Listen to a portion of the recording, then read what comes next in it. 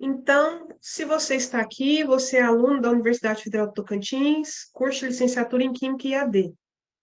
Hoje, gente, nós vamos iniciar o processo de escrita do TCC, e isso acontece, né, esse processo de construção desse TCC acontece junto com os 4 estágios que precisamos cursar aqui ao longo dessa graduação. Como eu disse lá no início, nós vamos ter aqui conceitos importantes para que vocês comecem em grupo a construção, tá? Desse TCC. E aí o que acontece? Eu preciso entender se vocês estão aptos, né? Se vocês já fizeram algum tipo de trabalho como este. Essa construção coletiva não é fácil, né? Então, nós vamos fazer no formato de artigo, nós vamos ter os orientadores. E o que que eu quero? A partir de hoje, 1º de julho, até o dia 10, vocês vão fazer a segunda prova do estágio. Isso mesmo, começa hoje a segunda prova do estágio. E o que que é essa prova? Essa prova é a construção da introdução do seu TCC. Professora, mas a gente só definiu os grupos. Isso, vocês definiram os grupos, vocês ainda não têm orientadores, mas a gente diluindo a construção desse TCC ao longo dos estágios, isso vai dar mais leveza e mais qualidade nessa produção, tá? Então, hoje, pessoal, dia 1º, começa a segunda prova do estágio. Eu vou dar aqui bagagem para vocês começarem a estruturar a introdução do trabalho. Lembrando que o tema é único para todos, o tema gerador, tá? Cada grupo vai fazer a sua abordagem lá na intervenção, com auxílio do seu orientador, com a orientação do seu orientador, mas o tema gerador é único, né?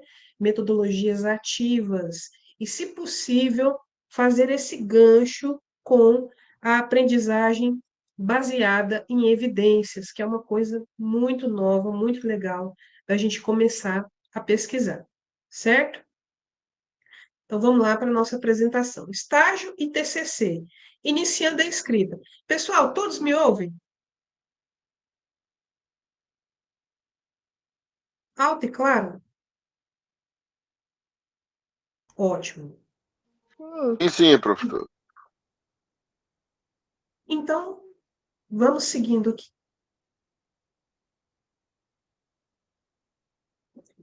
Eu preciso falar para vocês hoje, assim, de maneira, né, vou tentar até não ser tão agressiva, eu preciso falar com vocês sobre alguns aspectos gerais da educação.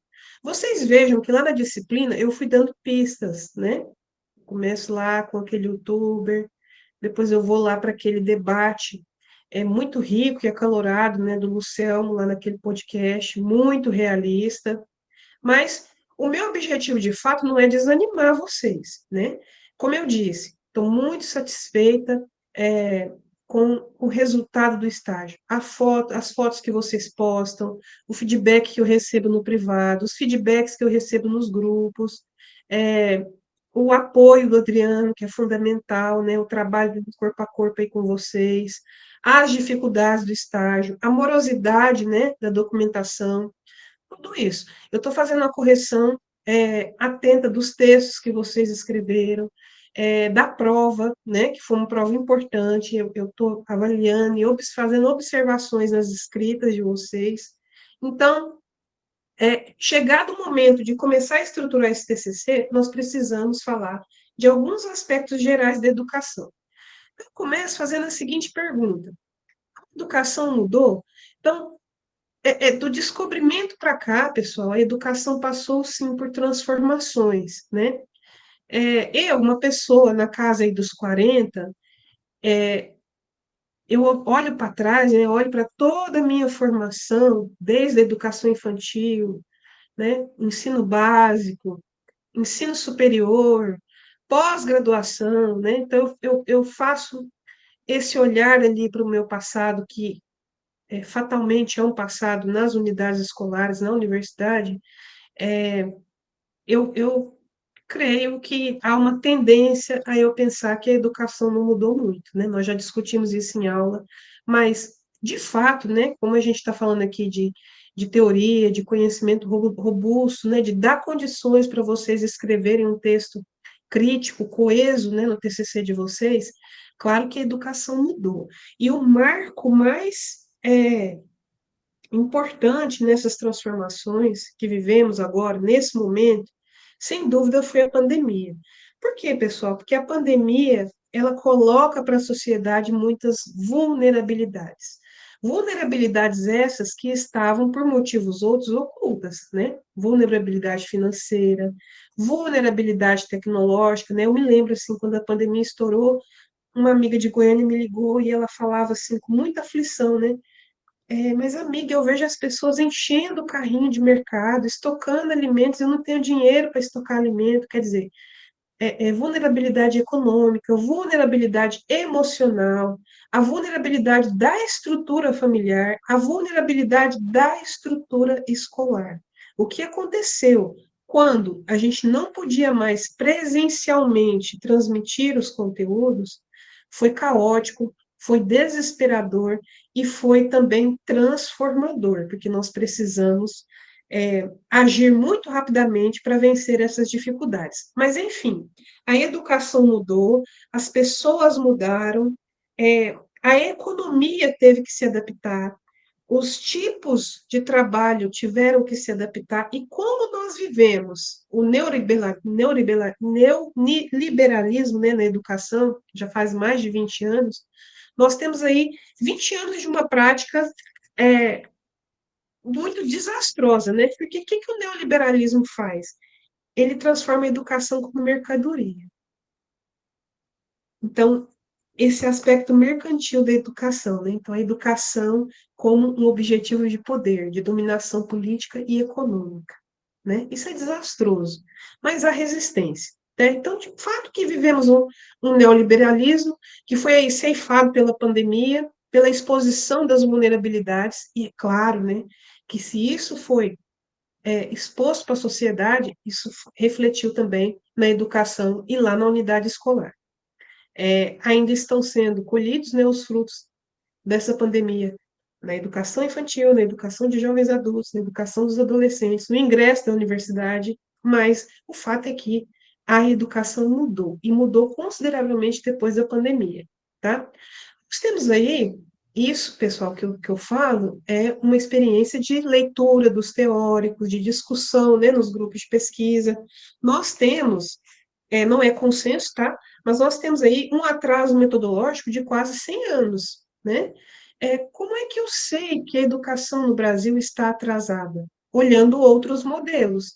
Mas eu não olho outro modelo querendo impor esse modelo aqui no Brasil. Não.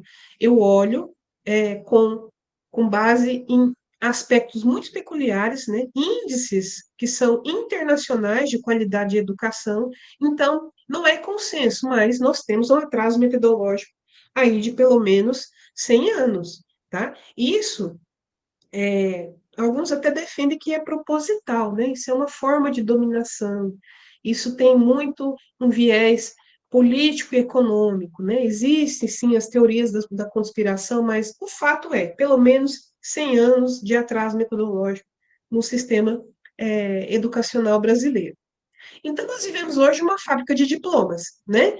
Saeb, Enem, ENAD, até que ponto nós somos formados enquanto docentes para cumprir índices, né? Para preencher papéis. Isso nós falamos sempre, no estágio não é diferente. Quantos relatórios vocês têm que fazer? A documentação que tem que ir para a diretoria, e vai, e volta, e leva para o professor supervisor, e manda para o orientador assinar. Quer dizer, vivemos uma fábrica de papel, de diploma, de índices, que não nos levam a um avanço significativo, sobretudo na metodologia de ensinar. Tá? E isso eu estou falando em todas as esferas: educação infantil, educação básica, educação superior e também na pós-graduação. Tá? Então, nós temos uma falta de integração entre a ciência e a educação. Como pode, se a própria educação é uma ciência? Como é que nós conseguimos, como é que nós chegamos nesse ponto de desconectar completamente uma coisa da outra? Por que que a ciência está se distanciando da educação? Por que que isso está acontecendo? Por que que isso está gerando esse atraso metodológico? Por que que isso está gerando uma educação que respira com a ajuda de aparelhos? Nós avançamos pouco, né, na transmissão de conhecimento. E se ciência, né, se o cerne da ciência é não só transmitir conhecimento, mas a produção dele, talvez isso explique por que que a educação está tão ruim, né? E quando eu digo ruim, eu digo com esperança de mudança, com certeza de mudança. Porque se eu não tenho essa certeza, se eu não tenho essa esperança, eu não posso ser educador, tá, pessoal? O que eu falo aqui é é, sem nenhum rancor, sem nenhuma mágoa, tá? Escolhi esse caminho e acho que cada vez mais pessoas vão escolher, porque não há outro caminho, né? É, o projeto de destruir a educação no Brasil, ele é um natimorto, ele é um natimorto, porque por mínimo que seja, nós somos vitoriosos quando temos o cuidado, quando debruçamos sobre a discussão e quando conseguimos efetivamente fazer o nosso trabalho com comprometimento e afinco. Então, existe sim essa integração entre ciência e educação em pontos específicos, em grupos específicos, onde as pessoas resistem àquilo que vem de cima para baixo, ou quando as pessoas realmente estudam maneiras diferentes de fazer, ou quando as pessoas leem as legislações, as diretrizes e as normas técnicas e adaptam para a sua realidade, se esforçam para discutir isso em grupo e conseguem promover uma educação que não se distancia um tanto da ciência. O que nós observamos hoje também? Uma culpabilização da vítima, claro, sobretudo as crianças. Imagina ser professor numa sala onde eu não sou respeitada, onde o aluno é violento comigo, onde eu não tenho apoio da direção escolar, mas a culpa não é minha, não é do sistema educacional, a culpa é do aluno. Então, essa culpabilização da vítima, que é o estudante, que tá, que deveria ser o objeto central, né, da nossa dedicação, muitas vezes é o grande vilão, né? Então, isso é uma situação frequente. A gente está habituado e muito confortável em dizer que a culpa é do aluno, que esses meninos não aprendem, que eu me esforço, mas essa geração, olha, essa geração não tem solução, né? Já discutimos isso também. Esse suicídio pedagógico é repetido, né? Porque esse é suicídio pedagógico. Se eu culpo aquele que deve ser o objeto da minha dedicação, aquele que deve ser o astro maior do meu esforço, da minha entrega, porque eu também fui estudante, né? Aquilo que eu dedico ao estudante é aquilo que eu gostaria que tivesse dedicado a mim. E eu continuo estudante, porque o professor que não se coloca aluno, ele está fadado, né? A não só ter um suicídio pedagógico, como um suicídio profissional. Amadorismo pedagógico. O que é isso? Isso é o que a gente vê aos rodos, né? Reproduções mal feitas e superficiais de conceitos que não conhecemos, né? Então, falamos de inclusão, de idiosincrasias, de interdisciplinaridade, palavras bonitas que na prática me dão o quê? Mais diplomas, mais papéis para preencher e uma discussão bem rasa, uma capacidade bem limitada de me aprofundar sobre qualquer assunto, inclusive sobre a minha disciplina, né? Professores de português, de matemática, de história, de geografia, que não estudam, que não se dedicam, que não têm a curiosidade de buscar novos materiais. Gente, quando eu falo em metodologias ativas para vocês, que é o tema norteador aqui do nosso TCC, eu quero dizer o quê? Eu quero dizer que temos que ser ativos como os nossos sonhos. A escola que nós vamos sonhar junto com os nossos alunos passa por muito conhecimento. E eu quero que vocês pensem estratégias para que essa intervenção seja o momento certo para vocês exercitarem, para vocês experimentarem o que é uma estratégia de metodologia ativa, caminhando junto com o conteúdo bem explicado, bem trabalhado, nas turmas que vocês são livres aí para escolher. Então, o amadorismo pedagógico é uma situação muito triste. Ele tem, ao invés de diminuir, ele tem aumentado, porque são muitas palavras novas, são muitos modismos, e as pessoas, de fato, não conseguem realmente debruçar sobre um assunto e fazer uma reflexão crítica. A família. O que a família tem a ver com a situação atual da educação? Bom, comecemos pelos valores, né? Porque as pessoas e a sociedade têm confundido o que é o papel da família, o que é o papel da escola. Quando eu digo escola, eu estou falando da creche, eu estou falando do jardim, eu estou falando da alfabetização, eu estou falando do ensino médio e eu estou falando também da universidade. O que está acontecendo é uma terceirização dos afetos, né? Aquilo que eu deveria receber em casa, eu estou empurrando para a escola. Porém, pessoal, os nossos sentimentos e os nossos valores, né, como compaixão, gratidão, gentileza, humildade, isso são conceitos, né, e valores, como eu já disse, passados pelo exemplo, e exemplos que a gente tem que ter com os nossos iguais, por aqueles que nos amam, por aqueles que diariamente e na ancestralidade convivem conosco. Então, quando eu terceirizo esses valores para a escola, eu estou tendo uma disrupção muito grande e criando muitas faltas de referência, criando muitos atritos, muita sobrecarga, professores e alunos ansiosos, doentes, porque houve uma ruptura, houve uma distorção. Então, a família precisa tomar posse daquilo que é responsabilidade dela. Eu escuto muitas vezes pais responsáveis, familiares, né? Porque hoje temos várias conformações de família, mas a gente sabe o que é família. Então, o que a gente escuta é que quando o responsável diz que quer uma boa educação, ele quer muitas vezes comprar por essa educação, né?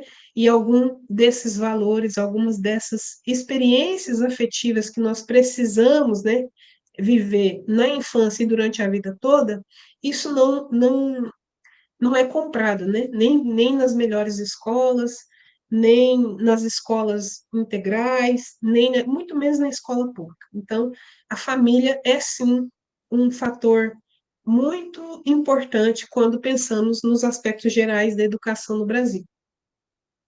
E a política, né? Porque sem políticas públicas robustas, que nos digam que tenham, para que tenhamos segurança de, primeiro, estudar.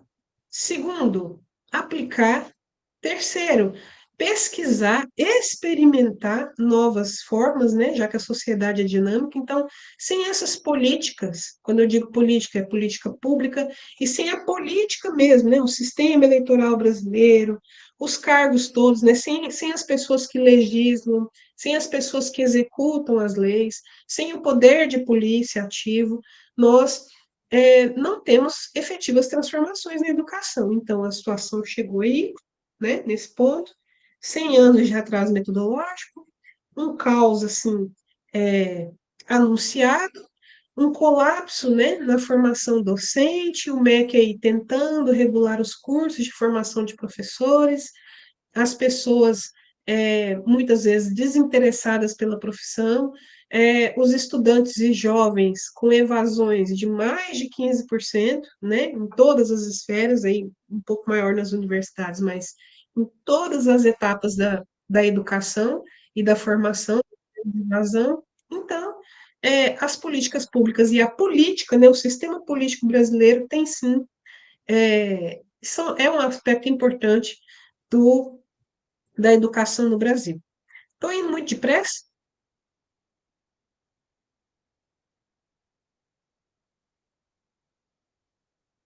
Acho que não, né? Deixa eu ver se tem alguma coisa aqui no chat. Não estou indo depressa. Ótimo. Então vamos lá. É, se esses são os aspectos gerais da educação, né? Nós precisamos melhorar esse quadro, claro. Isso para quem quer, né? Para quem vislumbra que esse modelo atual não tem futuro, né? Então, nós precisamos ter pesquisa em educação. Mas o que que é essa pesquisa na área de educação, né? Será que a professora, a pedagoga lá da educação infantil, ela tem condição de fazer pesquisa? Pessoal, quais são os tipos de pesquisa em educação? Coloquei alguns, tem vários, tá? Porque também temos muitos teóricos, mas eu coloquei aqui os principais, né? Nós temos aí os curriculistas, né? O que são os curriculistas? Como o próprio nome já diz, são pessoas que pesquisam o currículo, né? Como que nós chegamos nesse currículo, quais são as orientações do MEC, quais são as necessidades aqui para minhas regiões, as localidades, né? Quais são as particularidades, inclusive da minha unidade escolar, e como que eu posso chegar num currículo mais adaptado aqui, como que eu posso experimentar novas formas de construir esse currículo.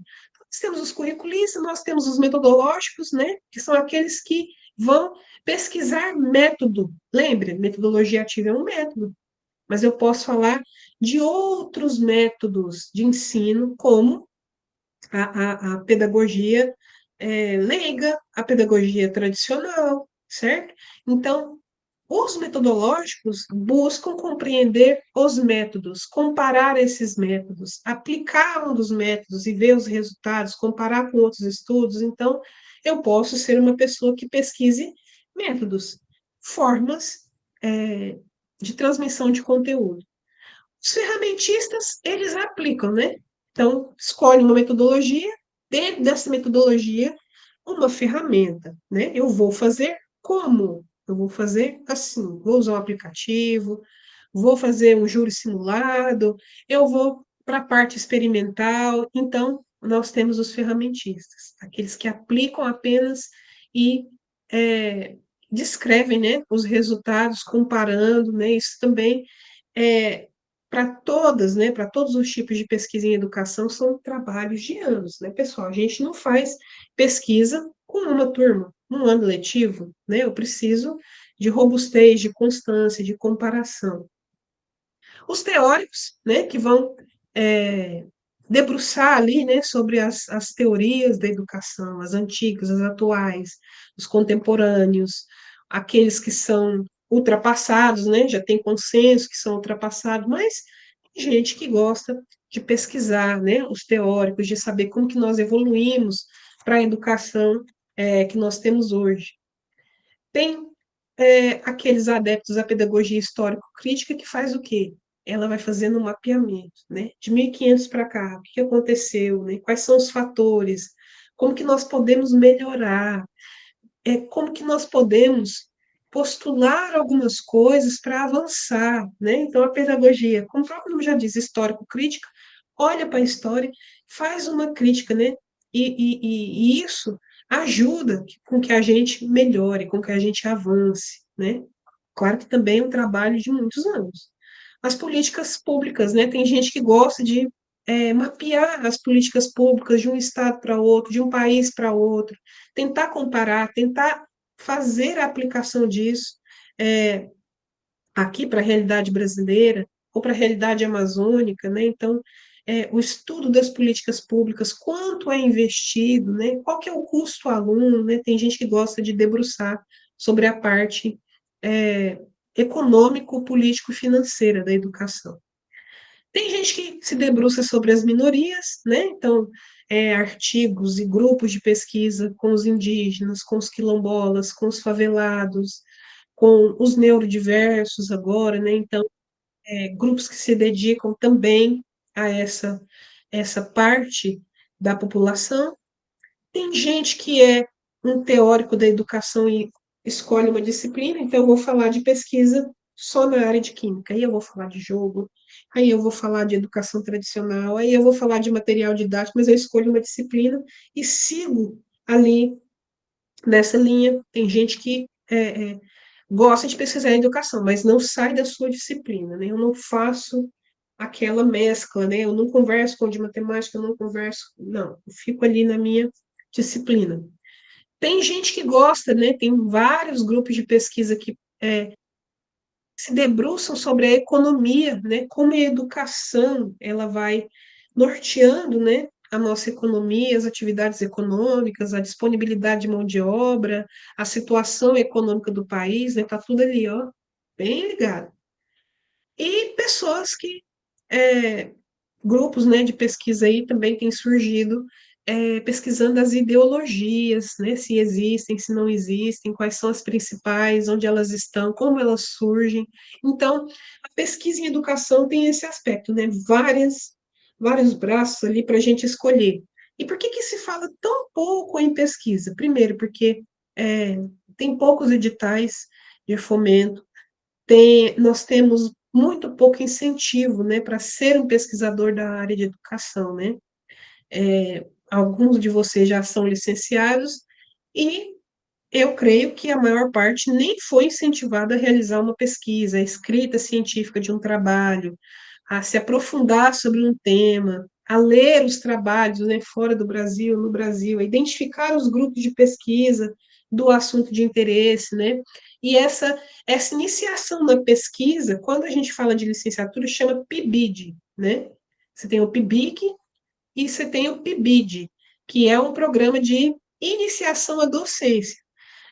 Quando há recurso PIBID, ele paga bolsas, tá, para vocês estudantes, que sobre orientação vão fazer um trabalho de pesquisa ainda na graduação. Esse semestre nós não tivemos PIBID, né, nem com bolsa e nem sem bolsa, mas vocês estão tendo a oportunidade de iniciar, né, um trabalho científico ainda na graduação, na construção aí do TCC de vocês.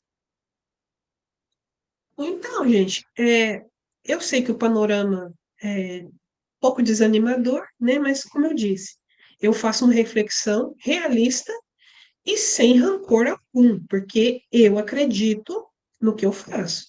Eu gosto de ser uma pessoa da educação. Eu vejo um caminho claro, a saída é essa, né? Formar pessoas, capacitar pessoas, gerar discussão, formar mesmo que minimamente possível, né, o reforçar valores importantes, né? E eu acho que o caminho é que tenhamos mais grupos, mais pessoas interessadas em fazer uma educação baseada em evidências. Isso a gente já discutiu na aula passada. É um tipo de educação que olha para aquilo que já foi feito, analisa aquilo que queremos fazer, olha a legislação, olha as condições econômicas, políticas, sociais, e coloca no papel, analisa os dados, né? Nós temos pouquíssimos trabalhos que mostram, através de evidências, aquilo que funciona e aquilo que não funciona quando o assunto é educação. Eu creio nesse caminho, nessa vertente, tá? Nós precisamos de uma educação cada vez mais baseada em resultados e em indicadores reais e não indicadores fabricados, certo?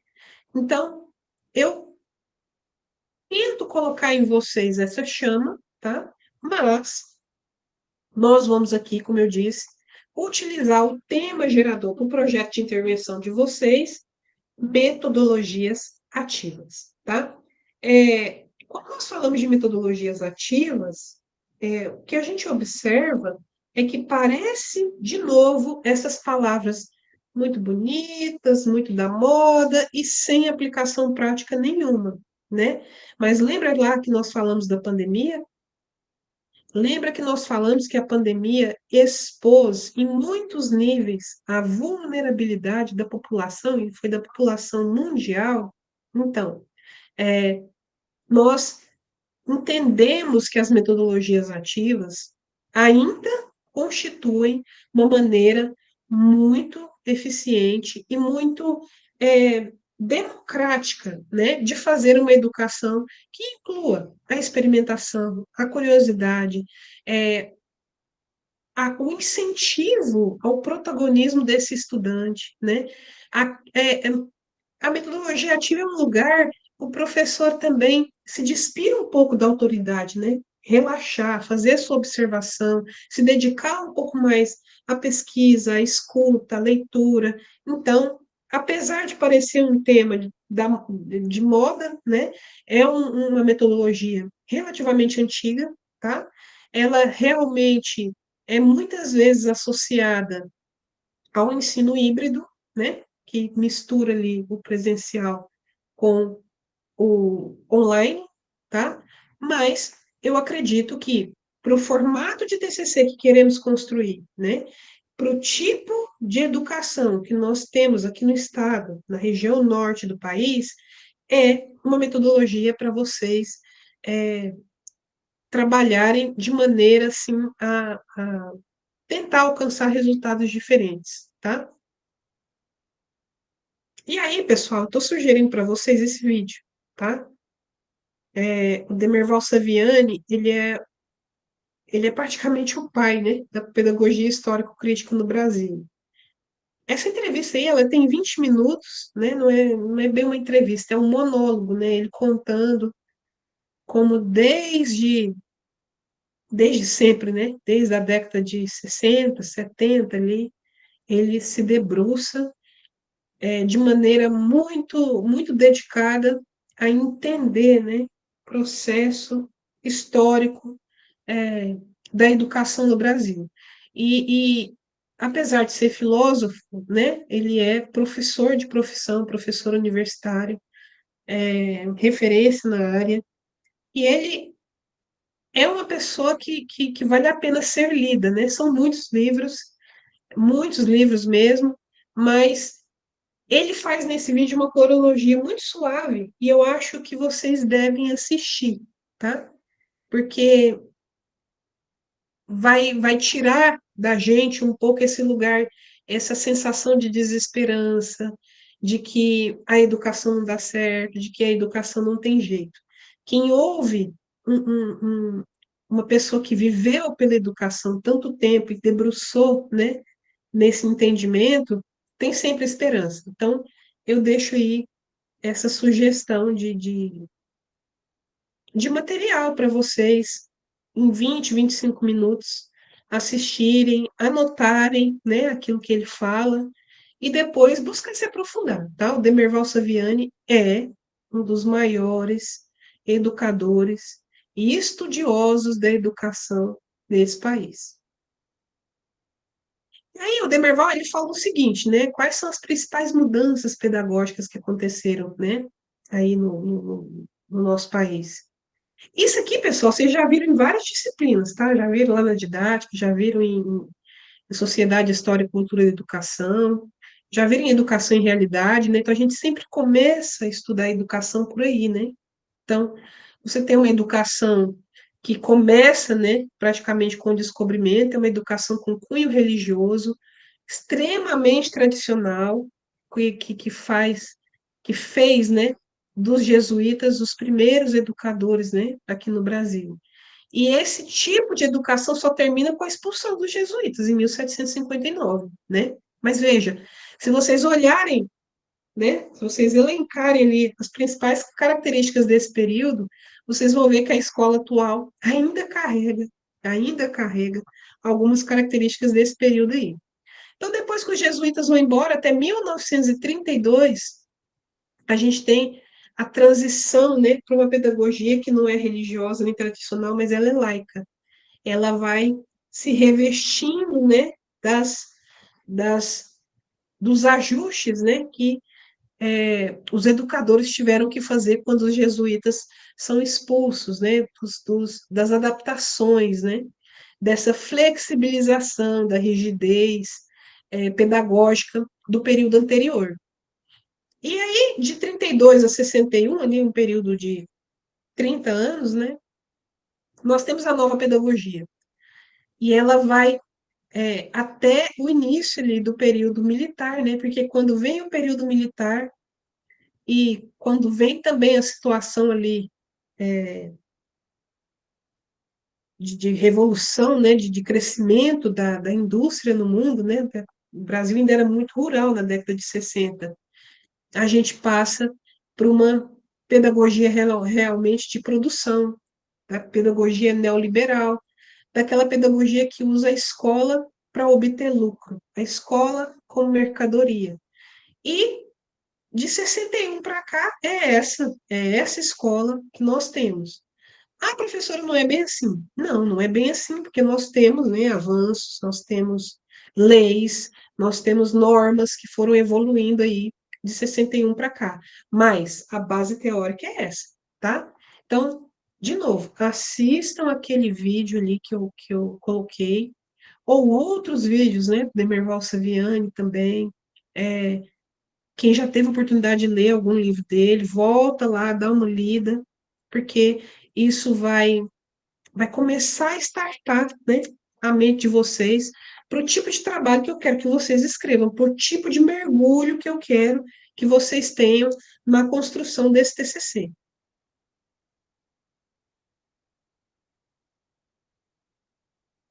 Estou indo muito rápido?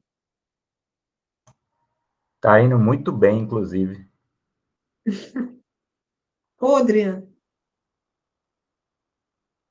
meu Deus, Adriano, você está falando sério? Ele fez uma palestra aqui no Tocantins. Não, ela foi online, ela foi uma live, mas foi uma live organizada por um projeto aprovado na UFT, que inclusive eu trabalho nesse projeto também, a Rede Educa, e convidou ele, e ele fez uma live exclusiva para esse projeto voltada aos professores da rede municipal do estado de Tocantins. Aí está o link. Eu estava na Meu live, nessa live Deus, também. Adriano. Hã? A nossa Isso equipe mesmo, põe no grupo esse link. já coloquei. Ah, no grupo, beleza, vou colocar no grupo. Gente, eu não tô acreditando que eu perdi essa. Muito bacana, eu estava lá. Nossa, e é muito bom ouvir ele falar, né? Não, é diferenciado. Uma calma, uma elegância, né? A gente precisa, pessoal, beber dessa água, né? Não só em vídeo, né? Fazendo a leitura. Mas já já vamos falar disso. Deixa eu só dar uma olhadinha aqui no chat. Tá ótimo, tá ótimo. Não, não. Adriano já pôs o link lá no grupo. Vou continuar, tá? Porque eu comecei com muito atraso. Eu sei que todos trabalham, eu não quero estender muito. Então vamos lá. E aí, pessoal, eu tenho que colocar para vocês a última, né? Olha aí, resolução lá, né? CNE-SEB, número 4 de 12 de maio de 2025. Tá quentinha. É, por que eu coloco isso para vocês? Porque existe um desenho atual, né? Existe um discurso muito bonito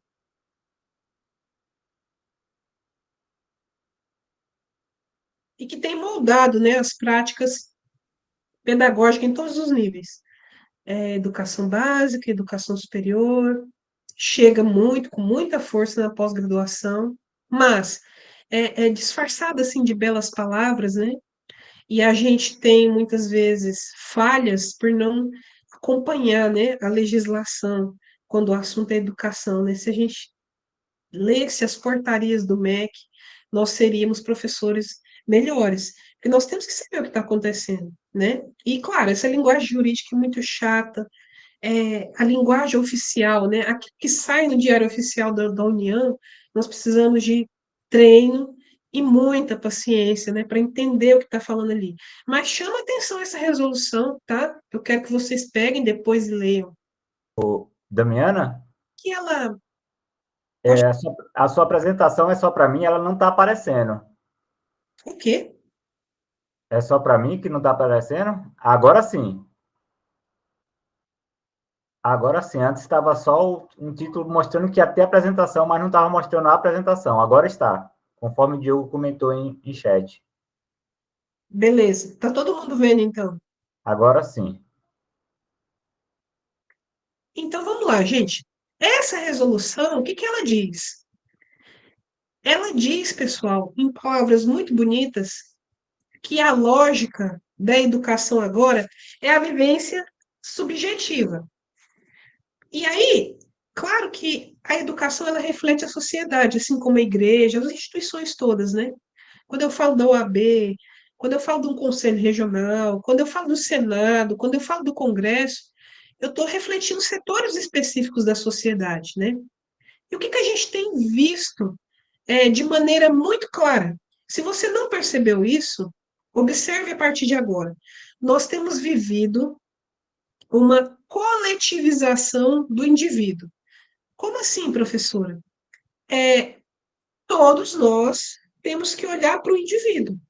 E aí, esse indivíduo muitas vezes é o negro, esse indivíduo muitas vezes é o pobre, é o trans, né? Esse indivíduo muitas vezes é o professor, né? Então, a coletivização, quer dizer, políticas muito bem desenhadas de valorização do indivíduo, tá? Em contrapartida, nós deveríamos estar preocupados com a individualização do coletivo, quer dizer, quando eu consigo internalizar que as minhas necessidades são importantes, mas a do coletivo é mais importante, eu naturalmente respeito o indivíduo. Se eu sou uma pessoa com consciência de coletivo, né, eu não jogo lixo no chão, eu não estaciono na vaga do deficiente, eu não disputo vagas que são reservadas para cotas, eu não tento burlar o sistema de cotas, eu não tento burlar o sistema de assistência social, eu não tento burlar um sistema, por exemplo, de pagamento de energia, de medição de energia. Então, se a nossa sociedade se preocupasse em individualizar o coletivo, né, o indivíduo naturalmente já seria valorizado. Então, o que está acontecendo? A educação agora tem uma lógica. A lógica é a vivência subjetiva. Então, a escola virou um lugar de bem-estar. É um spa, é um lugar onde eu expresso meus sentimentos, as minhas vulnerabilidades. E o cerne da coisa, que é a transmissão de conhecimento, ficou para o segundo plano. Então, gente, eu quero que vocês leiam a resolução, tá? O sentimento individual, ele entra com os quatro pés na parede. E o conhecimento robusto, a leitura, a pesquisa, a, a, a avaliação, o planejamento daquilo que é de lugar e de direito, ele fica disfarçado numa linguagem democrática, inclusiva e muito bonita. Então, sai o saber como legado. O legado da escola não é o conhecimento. Entra o saber como autoformação. Então, eu estou aqui para entender-me como indivíduo, para expressar as minhas condições e também para impor as minhas necessidades. Claro que isso é sutil em algumas esferas e é muito agressivo em outras. Professor, então você está atacando a inclusão. Não, eu não estou atacando a inclusão. Eu estou dizendo que o Ministério da Educação, o sistema político e econômico no Brasil está tirando da escola o papel de transmissão de saber como legado. O legado da escola está descaracterizado, assim como o legado da família, tá? Então a escola vira palco de performance, sabe? Sentimentos, vivências, né? Trocas muito sutilmente, claro, mas a gente começa a ver isso cada vez mais efetivamente. E essa confusão, porque eu me formei para dar aula, né? Eu, me desculpem, eu sou conteudista. Se eu tiver uma turma de terceiro ano para dar aula de química, eu posso, vez ou outra, fazer um gancho aqui, né, com as necessidades, com os sentimentos, né? Posso falar da química dos sentimentos, mas eu vou primar pela transmissão de conhecimento. pelo aprendizado do conhecimento, que tem que ser robusto, que tem que ser crítico. Eu, Damiano, tá? Veja que nessa resolução, o sujeito ele não é confrontado com o saber. Quer dizer, de novo, o conhecimento ele ficou um pouco de lado, tá? Isso, pessoal, é uma resolução recente, tá? Isso vai sendo aos poucos, né? Por vias metodológicas, por planejamento, isso vai sendo ali, ó, pulverizado e democratizado e socializado e discutido. Tem resolução que cai da noite para o dia, outras vão permanecendo. Quero que vocês observem esse movimento, tá? E o que, que nós temos? Nós temos a dissolução do professor. Isso mesmo. O professor ele vai se dissolvendo e ele se transforma em quê? Ele é um facilitador de conhecimento? Não, de experiências, né? Aquilo que nós já falamos em aula, eu tenho que ser psicólogo, eu tenho que ser pai, eu tenho que ser mãe, eu tenho que ser amigo, tudo, menos transmitir conteúdo. Eu não falo de ciência, eu não falo de experimentação, eu não falo de conteúdo, eu sou um facilitador de experiências, de vivências individuais. É bem como está ali, ó, na primeira frase. Sai o saber. Entra a autoformação. Mas nós podemos ser resistência. E nós somos resistência, tá? Que eu posso ser resistência? Porque eu posso concordar com esse viés da resolução na totalidade ou em parte, tá? Vivemos numa democracia. Eu acho um pouco perigoso que nós saiamos desse lugar de ter o saber como legado, tá? Esse distanciamento, educação e ciência, eu acho uma coisa assim abominável. Eu não vejo fim, não vejo objetivos frutíferos nessa desconexão. Então, eu posso ser resistência. Como que eu sou resistência? Eu respeito a diversidade, eu respeito o indivíduo, mas eu primo pelo coletivo. E não há experiência diferente. Os países avançam, a vida da população melhora em toda a sua totalidade, né? As vidas humanas, as vidas dos outros seres vivos, o meio ambiente melhora quando nós conseguimos com que a população estude, quando nós conseguimos discutir, executar, melhorar, reinventar o conhecimento. As individualidades são importantes, sim, mas o lugar da escola tem que ser preservado. Eu sou resistência quando eu incentivo a leitura. Gente, nós temos que ler. Temos que sentar a bunda e ler. Ah, eu posso ler no carro, eu posso ler no trânsito, eu posso ler. Eu preciso ler. Eu preciso do meu cérebro como interlocutor. Eu preciso construir as minhas ideias.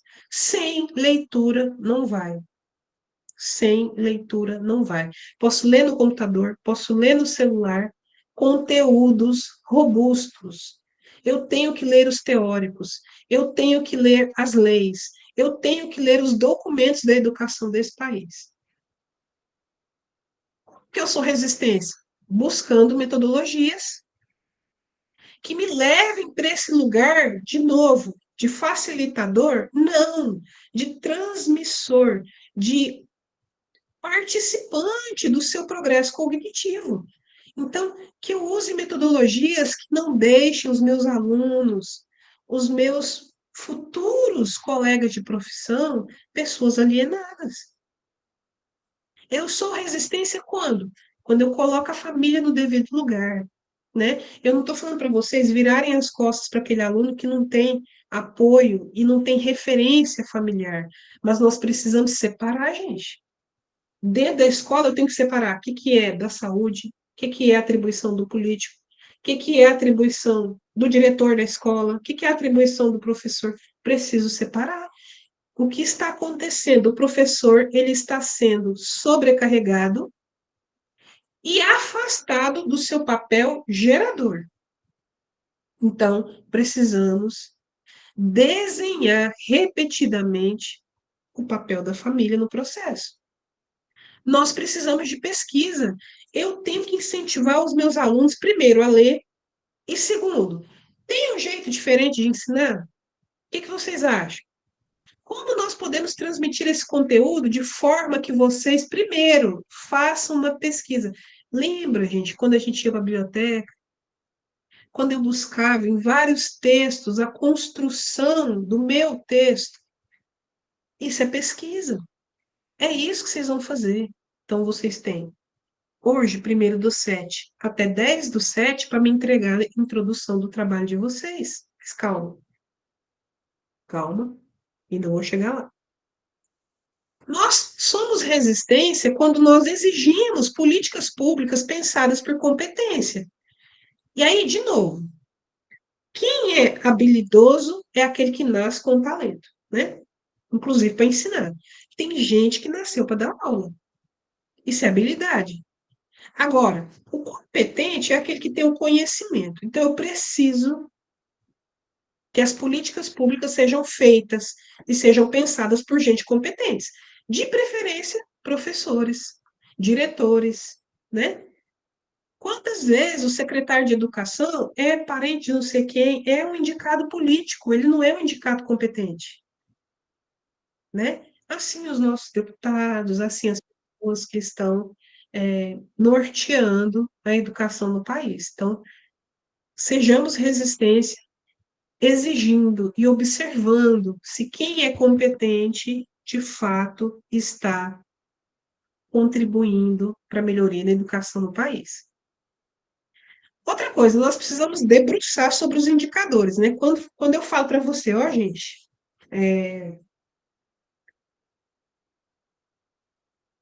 30% entrega as atividades no prazo. Hoje eu estou nesse papel, eu sei os indicadores, tá? O Moodle me dá lá.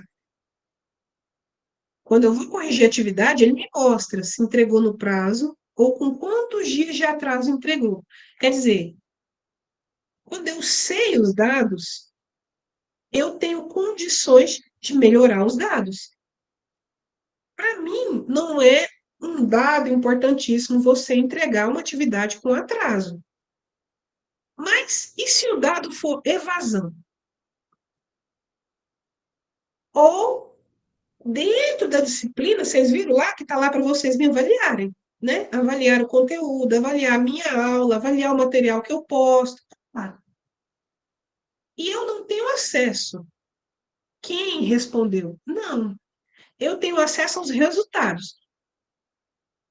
100% diz que eu não preparei vocês para o estágio. Espera aí um pouquinho. Eu tenho que ter acesso a esse dado. Ele está disponível, gente. Os indicadores de educação nesse país, eles estão disponíveis para quem quiser ver. Na Secretaria Municipal, na Secretaria Estadual, no âmbito federal, o MEC tem lá um monte de relatório. Você tem o censo escolar, nível nacional. Você tem ENAD, você tem ENEM. Você quer mais o quê? Então, profissionalmente, eu preciso saber os indicadores da minha profissão. Veja, eu pego a avaliação de vocês, né? Tá lá. 60% acha que o material postado é fraco. Eu vou postar as mesmas coisas? Ah, não. Mas aí eu sou um ser defecante. Eu não consigo ligar o O com o copo. Tenho que fazer essa autocrítica. A resistência é feita. Meu Deus, a minha reprovação está muito alta, né? Lembra que falamos da culpabilização da vítima? A reprovação está alta, por quê? Porque o aluno não presta. Aham, vai, Alice.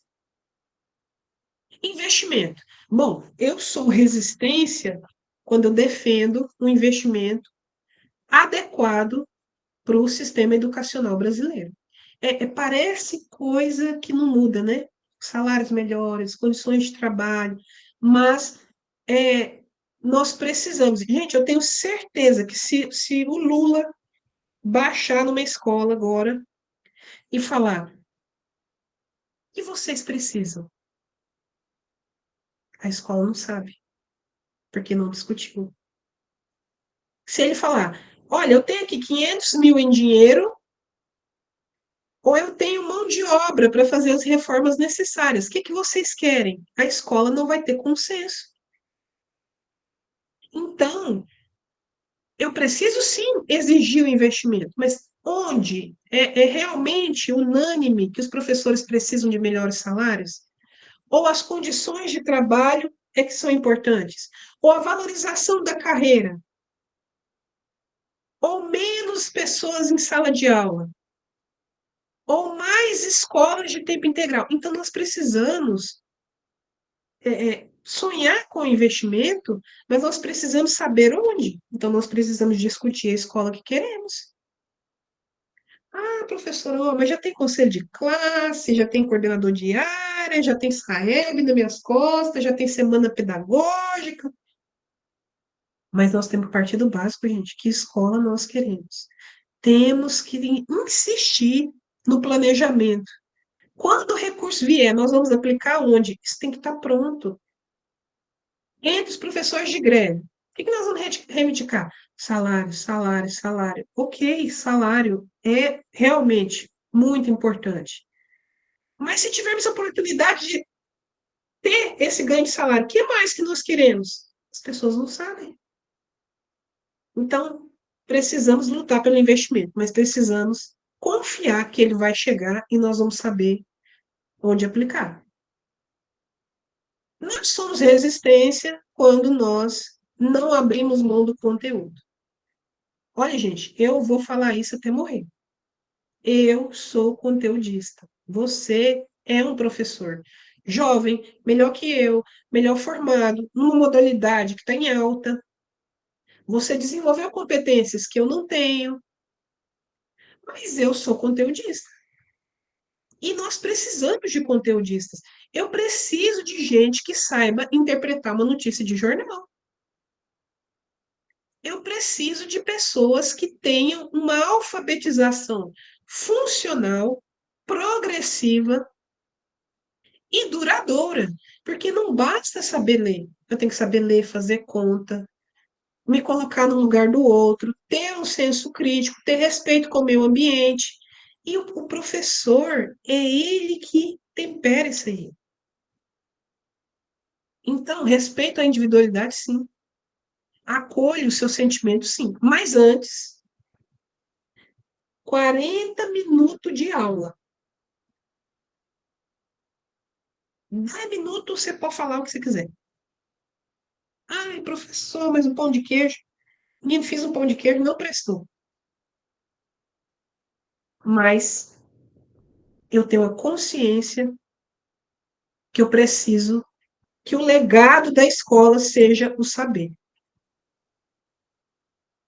E eu preciso acreditar, né, gente? Eu sou resistência quando eu acredito na educação.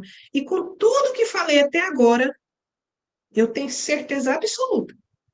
Pode vir resolução, pode vir MEC, governo federal, Estados Unidos, a educação vai prevalecer, vai permanecer e tenho certeza que muita gente acredita.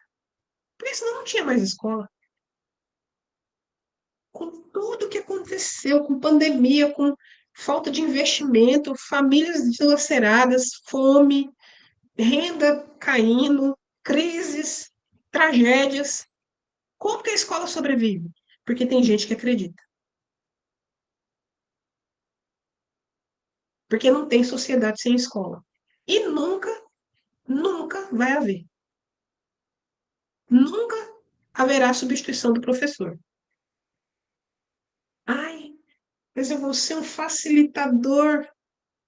Boa sorte, meu filho. Eu vou ser professor. Espera aí deixa eu ver se tem alguma dúvida aqui. Que eu falo muito, né?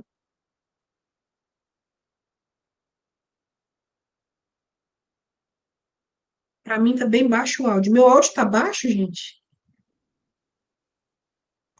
Aqui tá normal. Aqui tá bom. Tá normal? Ah, Aqui tá. O meu também tá tá Tô normal. dando tranquilo. uma olhada aqui. Dando uma olhada aqui, eu falo muito, né? Mas Tá, aqui tá bom. chicote tá estralando. Agora vamos para o que interessa. Só respondendo ao Douglas também no chat, Daniel. O quê? O Douglas perguntou no chat aqui o que é o grupo especial do material online. O grupo especial, a Ah, professora eu falei no Daniela. início. Isso. Pessoal, eu criei um grupo especial para as pessoas que até o momento não tinham iniciado o estágio. Tivemos pessoas com motivos graves, com atraso de diretoria, e aí eu tive que assumir o papel de supervisor, entendeu? Então, aquele grupo especial são pessoas que não estão estagiando na escola e nem aproveitaram a parte prática, tá? Então, só está naquele grupo, salvo engano, são 5 alunos, tá? Tem um grupo de WhatsApp específico e atividades específicas para o grupo especial. Quem não foi colocado no grupo de WhatsApp, grupo especial, não está nesse grupo, tá? São só para pessoas que estão com estágio bastante prejudicados, tá? Teve caso de doença, teve outros casos alheios ali, forças maiores, e aí eu criei esse grupo, tá bom? Vamos lá, olha que imagem, né? Sou apaixonada nesse imagem aí. O TCC, pessoal, é o trabalho que vai coroar com chave de ouro a conclusão de curso. Eu já disse para vocês que o TCC ele pode ser uma monografia, ele pode ser um relatório de estágio e ele pode ser é, um artigo. Optamos, né? Não eu, não a professora Juliana Rosba, que é a professora de TCC, mas o colegiado, tá? Todos os professores, mais o NDE e a coordenação de curso, optamos pelo formato de artigo. Então, vocês vão escrever um artigo científico e o tema gerador é metodologias ativas. Esse artigo ele vai ser escrito com base na aplicação de uma metodologia ativa numa atividade pontual na escola. Vocês vão escolher a escola, tá? E aplicar essa atividade. Isso tudo vai ser com a orientação de um orientador. Quem são os orientadores? São os professores do colegiado. Vocês já se organizaram em grupos, vocês não têm orientador ainda, mas vocês têm professora de estágio. E eu quero que, de hoje, dia 1º, até o dia 10, vocês estejam com a introdução do trabalho feita. E isso é a segunda prova do estágio. Bom, quando eu estou num trabalho de conclusão de curso, eu tenho a profissionalização do estágio. Aí o trem ficou sério mesmo. Agora é profissional. Por quê? Porque você teve esse primeiro contato com a sala de aula, você foi ali, você começou no ensino fundamental, que é até no ano, uma coisa mais tranquila, a faixa etária é excelente, os professores são solícitos, né? Aquele tanto de pedagogo, aquela maravilha, né? Tem lanche para todo mundo, tranquilidade. Mas é lá na conclusão de curso que você fica profissional, que você tem que escrever, teoricamente, essa experiência do estágio. Lembrando que nós vamos fazer estágio 3 e 4 no ensino médio, tá? Então, a intervenção, ela vai ser dada no ensino médio. Ah, professora, eu quero fazer intervenção no fundamental. Ok. Então, essa introdução, pessoal, que vocês vão escrever, primeiro, é uma oportunidade de iniciar vocês na pesquisa. O que é a pesquisa científica? É debruçar sobre a literatura disponível. O que vocês têm que fazer? O tema é metodologias ativas. Vocês têm que ler sobre metodologias ativas. Assistam vídeos, peguem depoimentos, pergunte lá para os seus colegas de escola, para os seus colegas de trabalho, se eles usam as metodologias ativas. Façam relatos em grupo. Vai que no seu estágio já aplicou alguma, entendeu? Então, agora vocês têm 10 dias para estudar e escrever uma introdução sobre o tema, metodologias ativas. Isso já é a introdução do seu trabalho de conclusão de curso. Por que estamos fazendo isso? Estamos diluindo esse TCC ao longo do estágio para não ficar pesado no final. Vocês sabem que 3 meses não sai um TCC bom, não. Então, é em grupo, vocês podem dividir as tarefas, vocês podem se reunir online e entregar máximo 10 páginas, mínimo 7, tá? Mas, introdução do TCC. Eu quero que vocês façam esse mergulho nessas metodologias ativas. Professora, como que vai ser isso? Como é que eu faço a introdução de um trabalho desse? Primeiro, gente, eu estou montando aqui um passo a passo, tá? Mas eu vou fazendo ali inferências sobre coisas que eu quero que vocês exercitem. Então, como é que eu faço a introdução do trabalho? Primeiro, eu tenho que ler pelo menos, gente, 10 artigos sobre o tema. Quando eu leio sobre o tema, eu vou perceber o quê? Que o artigo científico ele tem uma estrutura padrão. Introdução, local de estudo, metodologia, resultados, às vezes está separado de discussão, às vezes é junto, resultado e discussão, e referências bibliográficas. Então, a estrutura é única, 5 tópicos. E sempre começa pela introdução. A professora meteu um resumo. Sim, mas o resumo é só o resumo. Eu estou falando de estrutura de texto. Ela sempre começa pela introdução. Então, pessoal, comecem lendo 10 artigos sobre o tema. Tem muita coisa na internet, tudo em português, tá? Professora, quando eu ler esses trabalhos, eu vou ler só a introdução? Olha, você nesse momento você pode ler só a introdução, mas o ideal é você fazer a leitura completa. Eu preciso de pelo menos 10 artigos para fazer o próximo passo. Qual que é o próximo passo? Fazer um resumo com a ordem de importância desses pontos, porque a introdução, gente, quando o tema é fechado, igual eu falei para vocês, metodologias ativas, é um tema bem definido, bem delimitado, tá? São práticas pedagógicas muito específicas, de tipos muito específicos também. Então, quando você lê essas introduções, você vai identificar pontos comuns.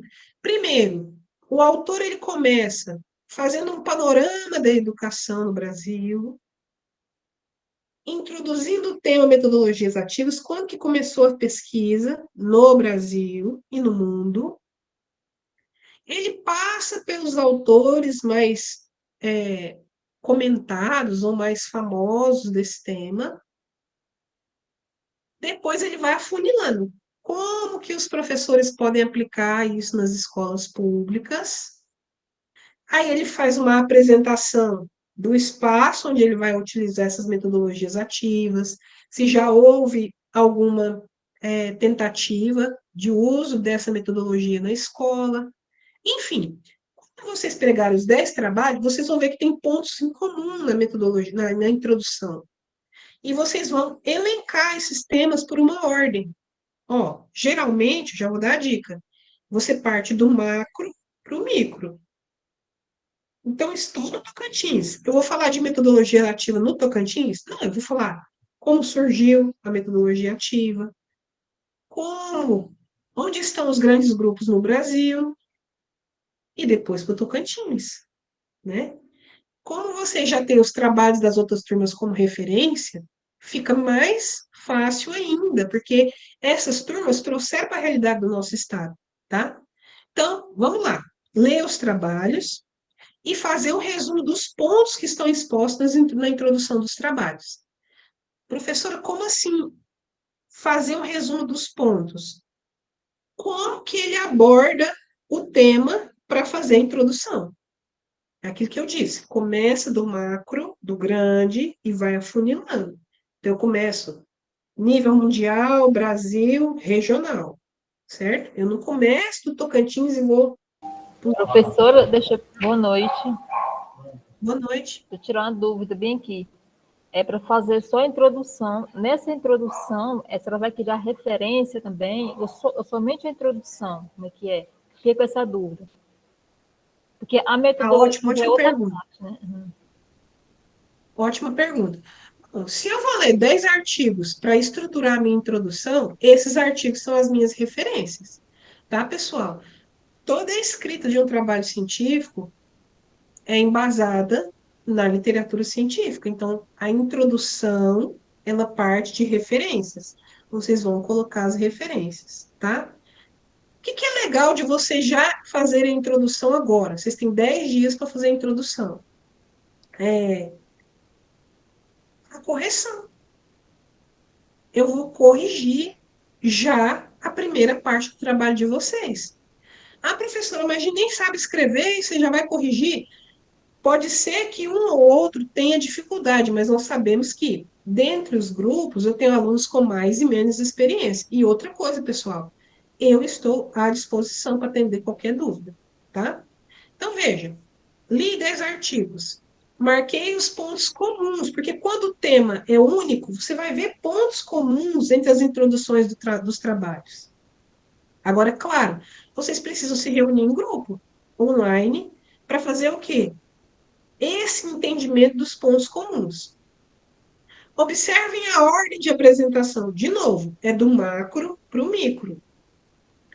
Vocês vão ver. Não tem por onde fugir. Se o tema é redondo, os trabalhos começam sempre da mesma forma. Lá na Rússia, não sei aonde, pensador tal, inventou o tema, não sei o quê, chegou no Brasil na década tal, tudo com referência, tá? E aí, vocês vão ver, primeiro, pontos em comuns e a ordem de apresentação. Como que as pessoas escrevem? É observando como que as pessoas escrevem e publicam que eu vou escrever o meu. Isso de maneira clara, respeitando a limitação de vocês, né? Eu deixei ali os trabalhos das outras turmas, porque quando a gente busca um trabalho na internet, a gente se sente assim, meu Deus, eu não vou conseguir escrever um trabalho assim, né? Mas olhando o que os colegas fizeram, vocês também se motivam a fazer o trabalho de vocês, tá? E aí eu tenho os pontos em comuns, tenho a ordem de apresentação. Qual que é o próximo passo? Colocar essa realidade dentro da regionalidade. Vocês ainda não sabem a escola que vocês vão aplicar. Se já tiver definido, melhor ainda. Dá um histórico ali sobre aquela unidade escolar, quantas turmas são, as disciplinas, se tem laboratório, qual que é a dificuldade dos professores de passar o conteúdo, porque metodologia, método é forma de melhorar. Ninguém aplica um método para piorar resultado. Ah, não, eu quero mais reprovação, vou dar esse método aqui para reprovar todo mundo uma vez. Não, isso não existe. Voluntariamente, ninguém quer dar uma aula pior. A pessoa está doida, tem que internar, é camisa de força. Então, li os trabalhos, achei os pontos em comum, elenquei a ordem de apresentação desses temas, agora eu falo da minha unidade escolar. E assim, gente, de novo, eu sou conteudista. Não me proponham práticas de metodologia ativa onde o conteúdo não seja protagonista.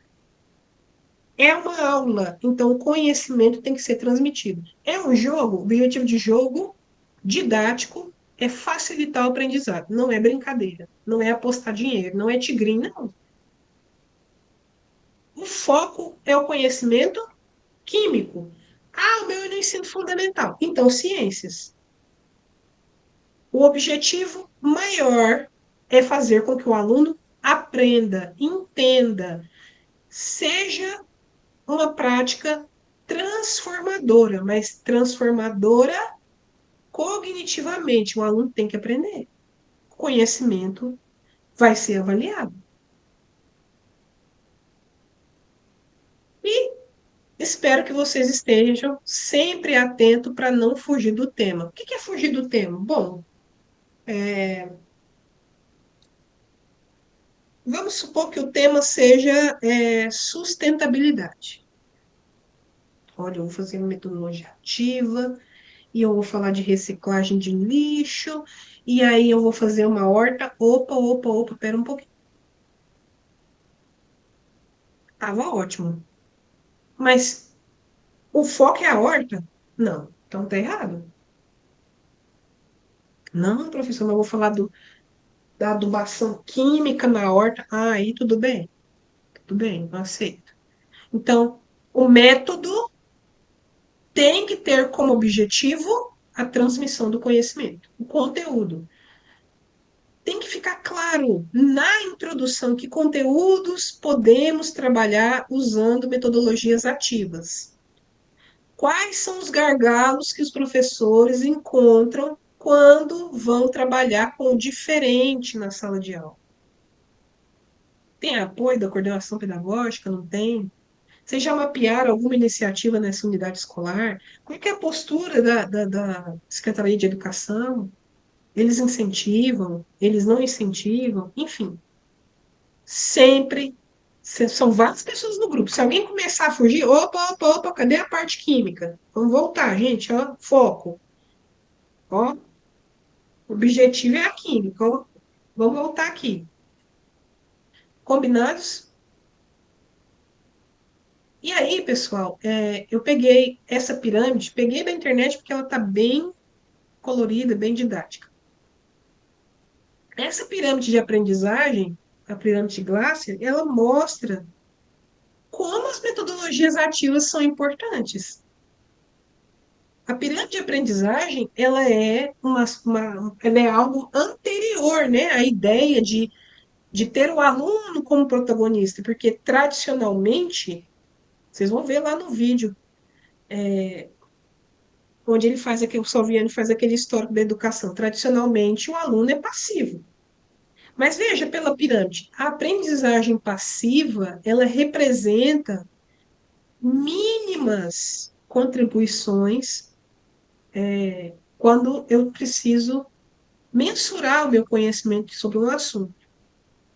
Quer dizer, quando eu pratico, quando eu converso, quando eu debato, quando eu ensino os outros, eu consigo aprender mais. E é verdade. Quando eu tenho que estudar um tema para dar uma aula, eu consigo realmente me lembrar melhor dos fatos, eu consigo ajustar melhor as minhas ideias, eu vou construindo a apresentação, eu já vou pensando o que eu vou falar para vocês. Então tá aí, ó. A pirâmide de Glasser mostra como as metodologias ativas são significativas.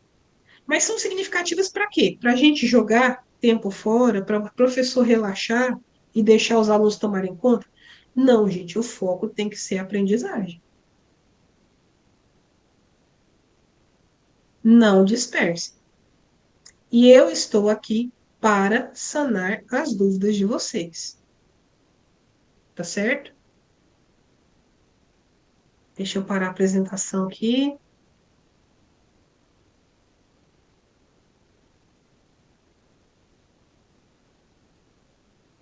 Agora, pergunto para vocês. Vou dar uma olhadinha aqui rápido no chat. A Deusani disse: não consegui fazer estágio. Tem como eu estagiar no meu serviço? Trabalho como auxiliar de sala. Não sei se vou conseguir terminar essa faculdade. Vai terminar sim, vai, Deus me livre.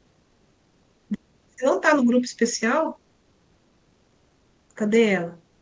Só um minutinho, Douglas. Acho que ela não tá, né? Deusani, ela precisa me procurar, tá, gente? Me procurar no privado. Alicia, a introdução precisa ter quantas páginas? Olha, tem artigo com introduções que é uma coisa, parece uma Bíblia. 20 páginas. Deus me livre. Introdução é introdução. Objetivo: introduzir o tema, do macro para o micro. Gente, entre 7 e 10 páginas só. Fora as referências, tá? Vocês vão escrevendo e vão colocando as referências embaixo. Na própria introdução, colocar a referência? Isso. Então, eu falo assim, ó. A educação no Brasil, educação em constante evolução. Silva et al. 2020. Isso é colocar a introdução. e você colocar a referência na introdução. A cada parágrafo que vocês construírem, coloquem o trabalho de onde vocês estão tirando essa fonte de informação, tá? Geralmente a gente lê 2, 3, 4 autores para montar nossa própria frase, né? Para montar nossa própria ideia. Então, é para fazer tudo com referência, tá? Douglas, pode falar. Boa noite, professora e demais colegas, tudo bem? Estamos escutando? Professora, eu queria só perguntar para a senhora aí sobre essa questão dessa introdução, ver se eu entendi direito aí. É para fazer meio que um resumo dos 10 artigos, da introdução dos 10 artigos? É isso? Ou nós já vamos colocar a metodologia a introdução do nosso futuro artigo nele? Ou é apenas um resumo da introdução dos demais artigos? Eu fiquei nessa dúvida aí. Obrigado. Ótima pergunta. É um resumo dos 10 artigos ou já é a introdução do meu trabalho? Já é a introdução do seu trabalho. Por que eu falei 10 artigos? Eu estou dizendo para vocês lerem 10 artigos sobre metodologias ativas. Com base nesses 10 artigos e na sua introdução, construa a introdução de vocês. Por quê? O tema do TCC é metodologias ativas, gente. Vocês já podem começar a escrever, já podem e vão, tá? Vocês têm até o dia 10/7, meia-noite, para postar essa introdução sobre metodologias ativas. Ah, professora, todo mundo vai postar a mesma coisa? Não, eu vou separar pelos grupos, tá? Eu vou separar por grupos. Tá lá, grupo 1 de Anópolis. Vou colocar o nome e o local para vocês postarem, tá certo? Não vai ser cada um posta, entendeu? Vocês vão ter locais específicos para postar essa introdução de vocês. E eu vou corrigir. Olha que beleza. Vocês agora já estão aptos a começar a escrever o TCC de vocês. Nesse momento, é só introdução, só. Uma introdução referenciada, uma introdução que foi construída depois da leitura de 10 trabalhos. Ah, a gente não leu 10, leu 7. Ok. Mas vocês têm que lerem artigos sobre metodologias ativas, olhar como está estruturada a introdução e escrever a de vocês referenciada, tá?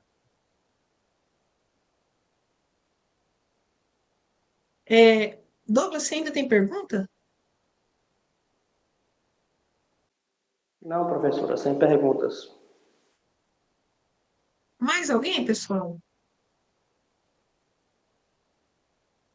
Ótimo, Deusani vai. Eu vou te colocar no grupo, tá?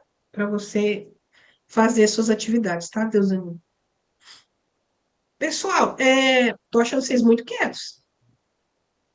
Eu quero saber se tem dúvidas sobre a atividade chamada prova 2, que é o quê? Estruturar a introdução do artigo de vocês. Perguntas? Adriano? Oi, professora, tudo bem? Deixa eu perguntar. Às vezes você pode ter falado e eu me passei. Quantos do grupo postam? Uma pessoa só do grupo vai ser responsável por postar ou todos do grupo têm que postar?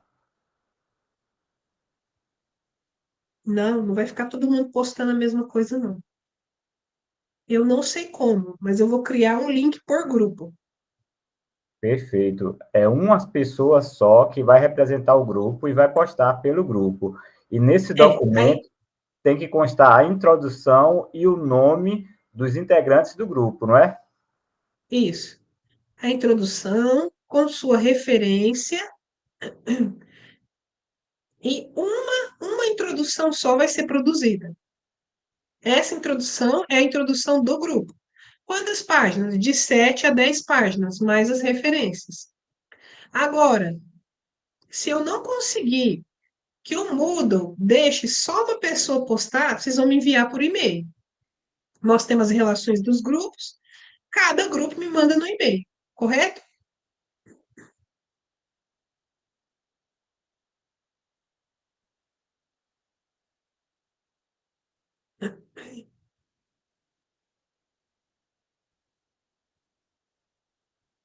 A Deise, professora, eu trabalho na escola como monitora do programa Start, dou aula de matemática.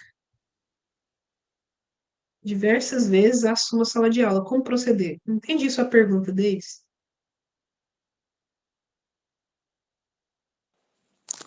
Não, professora, aqui no caso da Deusiane, eu acho que ela disse que trabalha como apoio escolar. Ela não fez a pergunta, não perguntou se ela ia precisar estagiar e como que é proceder. Então, se meu caso é o mesmo que o dela, ou similar. Não, mas o que isso tem a ver com a introdução? Não, Entendi. não, é porque a menina fez uma pergunta, Sim. perguntou aí no chat sobre como que ela trabalhava. Se eu trabalhando dessa forma, eu também consigo fazer o trabalho ou teria que estagiar para, assim, algo do tipo. Não, olha, quem dá aula, quem é docente, independente de estar na sala de aula ou não, tem que fazer o TCC. Essa atividade é em grupo e é a primeira parte do seu TCC. Todos têm que fazer.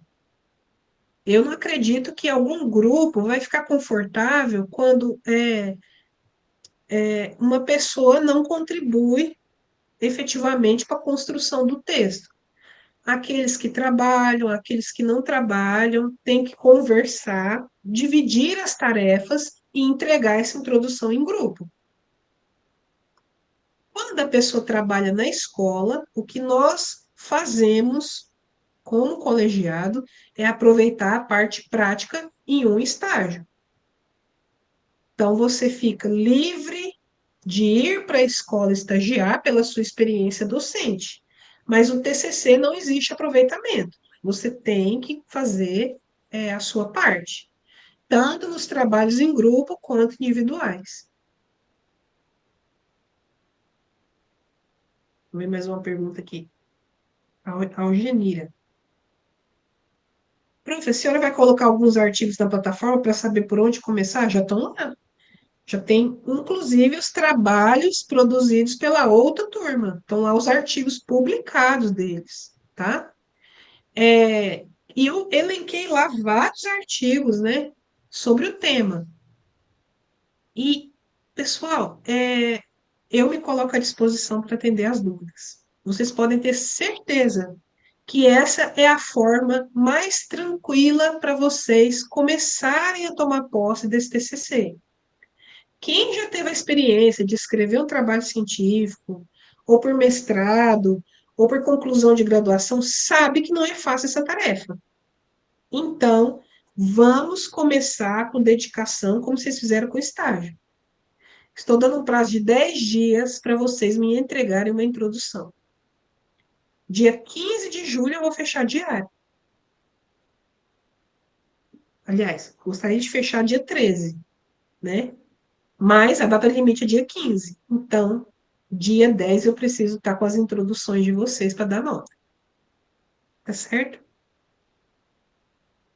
Valdirene. Ok, entendi. Tem que ler muito, ler abre o leque de ideias. Sim, claro que a leitura é fundamental. Mas o que eu quero é que vocês entendam a estrutura de uma introdução e me procurem, tá? Inclusive, se os grupos quiserem uma live como essa para tirar dúvidas individualmente, nós já podemos marcar uma para a semana que vem, tá? Então, fiquem de olho lá no grupo, comecem esse processo e já levem as dúvidas para a semana que vem, tá bom? O que a gente pode fazer? Eu fico caladinha na minha e vocês vão me perguntando e eu vou respondendo as dúvidas grupo a grupo, tá certo? Eu acho que fica fluido desta forma. Eu tenho condições de fazer uma correção mais detalhada por tópico, porque pensa, hoje é a introdução, daqui a pouco é metodologia. Daqui a pouco é resultado de discussão. E quando vocês verem, o TCC está pronto. Porque escrever tudo de uma vez não é fácil, tá? Façam a referência bem feita, pelas normas da BNT, tá? Olhem lá os artigos, procurem outros trabalhos que sejam de fácil entendimento para vocês, que vocês, olha, introdução é isso. É pegar pontos chaves para introduzir o assunto. Lá na frente a gente detalha melhor, na metodologia, no preparo das turmas. Vocês podem colocar plano de aula na metodologia, vocês podem colocar fotos lá nos resultados. Então, eu já vou deixar pré-agendado uma enquete lá, tá? Para a gente escolher a data de tirar as dúvidas antes do dia 10, tá bom? Vai ser na semana que vem, né? Deixa eu ver aqui. Ó, uma live no dia 8, né? 7, 8 seria ótimo. Pode ser 6, pode ser domingo. Mais perto da entrega possível. Dia 10 é quinta-feira. Posso até deixar para o dia 11, que é na sexta. Mas na semana que vem a gente já tem uma live aí para saber como é que vocês estão evoluindo na construção do texto. Diogo? Não, estou usando o perfil do meu filho, na realidade é Roso. Professor, eu estou em dúvida no seguinte, quanto à introdução. É porque a senhora falou que já é o início ao TCC. Só que como eu estou naquele grupo especial de quem não pôde realizar o estágio, aí eu vou ter que fazer duas, ou uma vai servir tanto para o meu grupo da escola normal e para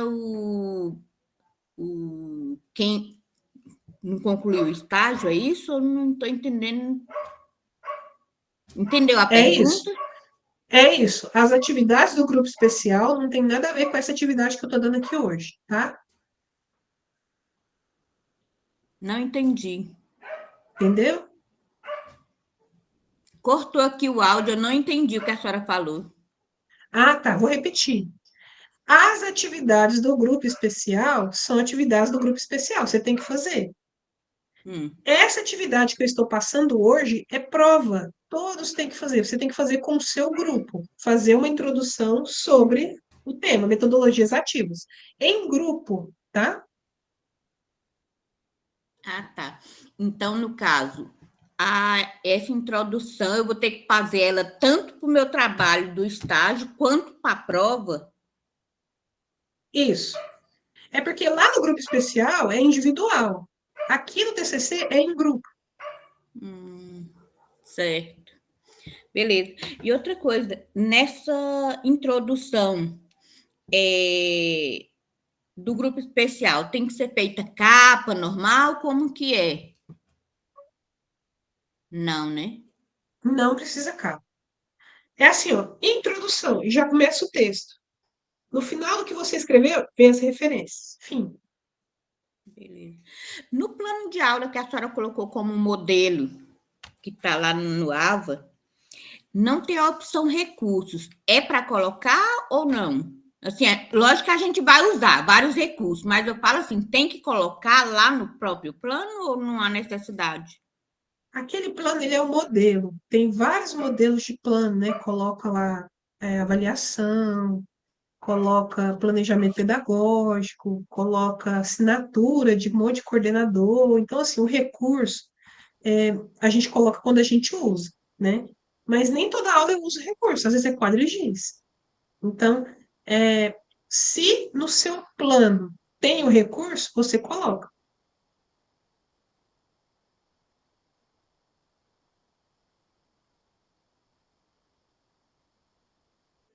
Certinho, obrigada. Era isso, professora. Olha, gente, a pergunta do Douglas. Complicado é que normalmente na introdução penso que faz melhor quando se escolher o que fazer. No caso, dentro de um tipo de metodologia ativa. Mas, Douglas, vocês ainda vão se reunir para saber qual a metodologia ativa, qual o tema da aula. Eu quero uma introdução mesmo, geralzona. que é metodologia ativa? É uma introdução. A escolha da metodologia ativa, você pode deixar para a metodologia. Aí você descreve a metodologia ativa que você escolheu, os materiais, entendeu? Então, esse momento é o início, não é para fazer resumo, tá, pessoal? É só a introdução mesmo. O que é que vocês vão escrever na introdução? Vocês vão ler trabalhos sobre metodologia ativa, sem. Você pode até citar os tipos na introdução, mas eu não quero muito detalhamento. É introdução mesmo, metodologia ativa de uma maneira geral. Deixe esse detalhamento da escolha para metodologia, tá bom?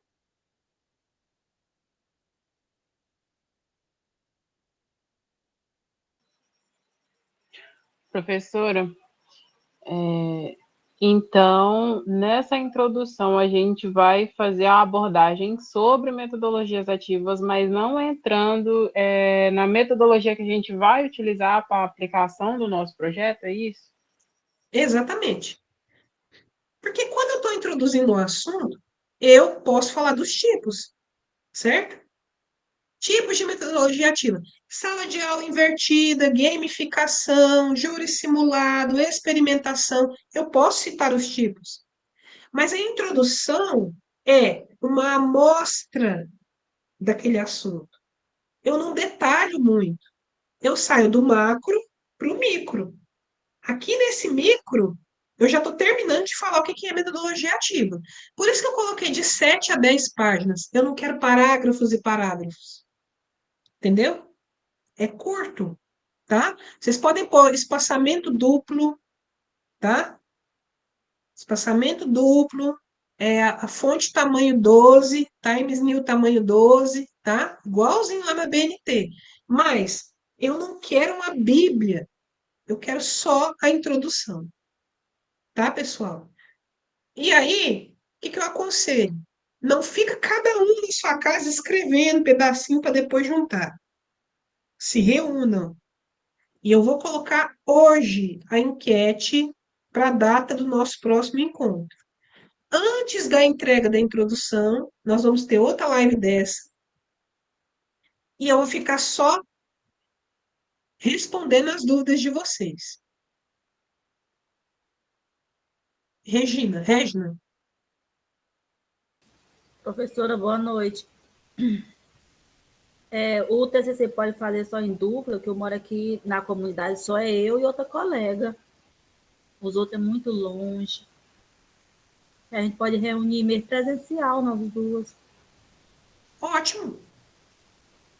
E assim, gente, qualquer dificuldade, manda um áudio, me procura. Adriano também está aí para ajudar vocês. Agora, é até bastante tempo, 10 dias para se estruturar uma introdução. Então, eu não vou pedir que vocês se aprofundem muito. Sim, Ó, tem os trabalhos da plataforma, que já são artigos aplicados aqui no Tocantins. Tem a internet para vocês buscarem trabalhos. E apenas entendam como é que é a estrutura da introdução e escreva de vocês. Eu estou colocando esse número de páginas para nortear. Não pode ser uma coisa superficial, 3 parágrafos. Não. Eu quero que vocês pesquisem um pouquinho sobre o que é, tá? E começa agora. Ok. 10 de julho eu quero, vou dar um limite dia professora? 11, porque dia 11 é sexta. 11 de julho eu quero as introduções dos grupos do TCC. Professora, mas uma introdução de 7 páginas não é muito, não? Porque só a introdução de 7 páginas. Vocês acham muito? Não, assim, eu achei, só pela questão de introdução de 7 páginas, eu achei muito. Porque, assim, igual a senhora falou, ainda mais que isso aqui não é para aprofundar muito no tema. Então, assim, para a gente estar colocando 7 páginas de uma coisa sem aprofundar ela, é meio complicado. Eu também Mas acredito. eu acho que vai dar mais de 10 páginas, porque referência toma muita página. Entendeu? Você vai escrevendo, você vai colocando as referências. Se você escrever um parágrafo, já tem 4, 5 referências. No final vai dar mais de 10 páginas. Entendeu? Não, entendi, sim, entendi. Marcos.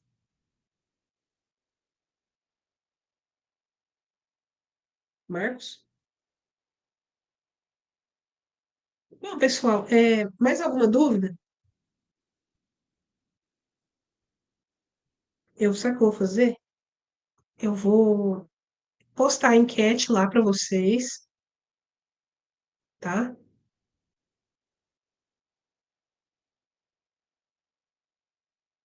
E vou deixar vocês aí digerindo essa informação. Prova 2 do estágio é a introdução do TCC. Tá bom? Pessoal, eu vou pedir para o Adriano gentilmente parar a gravação e vou por aqui desejando a todos uma excelente produção de texto